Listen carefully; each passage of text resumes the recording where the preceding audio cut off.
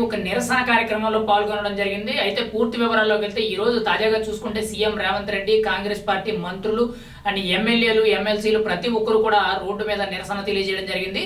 హైదరాబాద్లోని ఇందిరా పార్క్ దగ్గర నుంచి కూడా కీలకంగా చూసుకుంటే రాజ్ భవన్ వరకు కూడా ఈ నిరసన కార్యక్రమం అనేది చాలా పెద్ద ఎత్తున కాంగ్రెస్ పార్టీ అనేది నిర్వహించడం జరిగింది. అయితే ఇక్కడ కీలకంగా చూసుకుంటే అదానీ మణిపూర్ సంఘటనలపై మోదీ ఎందుకు నోరు విప్పడం లేదు, మోదీ సమాధానం చెప్పడం లేదు, ఎందుకు నోరు విప్పడం లేదు అనేటట్టు Congress party, central Congress party తరపు నుంచి అన్ని రాష్ట్రాల్లో కూడా పెద్ద ఎత్తున నిరసనలు తెలియజేయడం జరుగుతుంది. అయితే ఈ నేపథ్యంలో కీలకంగా చూసుకుంటే సీఎం రేవంత్ రెడ్డి కూడా తెలంగాణలో ఈ నిరసన కార్యక్రమంలో పాల్గొనడం జరిగింది. రోడ్డు మీద కూర్చొని నిరసనలు చాలా పెద్ద ఎత్తున మోదీ డౌన్ డౌన్ అనేటట్టు, ఖచ్చితంగా అదానీ వ్యవహారం గురించి, ఖచ్చితంగా మణిపూర్ సంఘటన గురించి అయితే మోదీ అయితే నోరు విప్పాలి అనేటట్టు చాలా పెద్ద ఎత్తున నిరసనలు తెలియజేయడం జరుగుతుంది. గతంలో ఈ మణిపూర్ ఘటన ఏదైతే ఉందో చాలా పెద్ద ఎత్తున దుమారం రేపిందని మనం అయితే చెప్పుకోవచ్చు.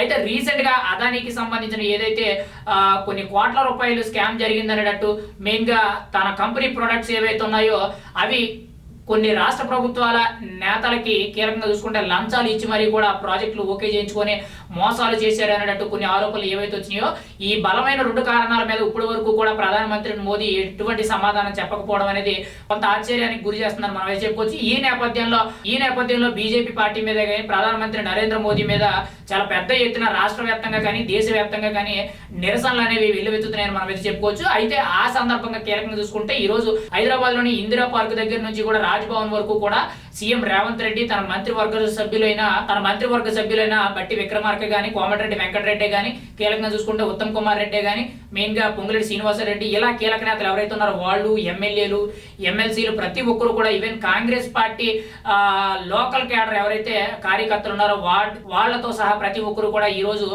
పెద్ద ఎత్తున నిరసన కార్యక్రమాన్ని చేపట్టడం జరిగింది. ఈ నిరసన కార్యక్రమంలో కీలకంగా చూసుకుంటే మోదీని వ్యతిరేకిస్తూ చాలా పెద్ద ఎత్తున నినాదాలు చేయడం జరిగింది. అంతేకాకుండా రోడ్డు మీద కూర్చొని కూడా సీఎం రేవంత్ రెడ్డి నినాదాలు తెలియజేయడం జరిగింది.